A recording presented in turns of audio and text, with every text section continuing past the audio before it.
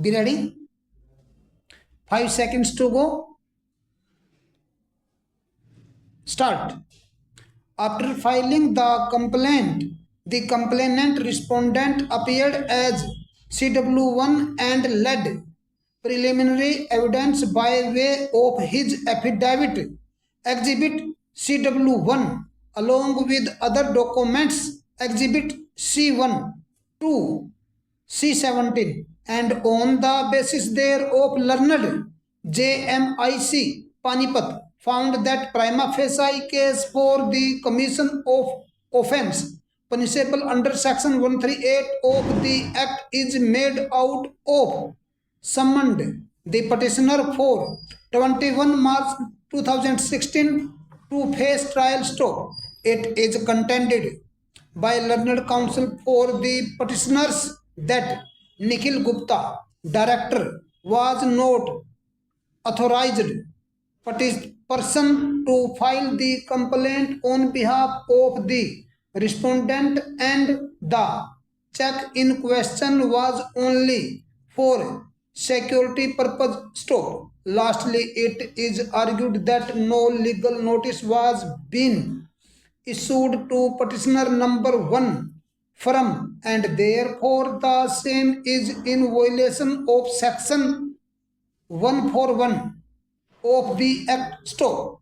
On the other hand, learned counsel for the respondent has opposed the submissions of learned counsel for the petitioners and submitted that these are all disputed questions of fact which will be decided after leading evidence by both the parties, and moreover petitioner number 1 firm has already been implicated as a party respondent in the complaint, and as such the present petition is liable to be dismissed. Stop.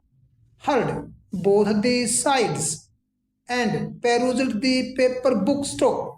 So far as the first argument regarding authorization is concerned, the same is not tenable in view of the fact that there is a valid resolution dated 2nd November 2015 passed by the respondent company in which Nikhil Gupta, director, has been authorized to file the complaint against the petitioners, and the same is on record, and thus the argument is rejected. Stop. The next argument that the check in question was issued as a security check is also not tenable at this stage, as the same will be adjudicated after producing the evidence by both the parties during trial, and thus it is too early to record any such finding at this stage.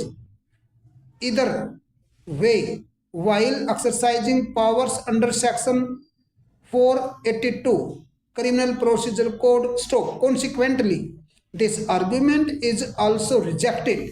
Stop. The last argument is that no legal notice was being issued to petitioner number 1 from, and as such the same is in violation of section 141 of the act, and consequently the entire proceedings are vitiated. Stop.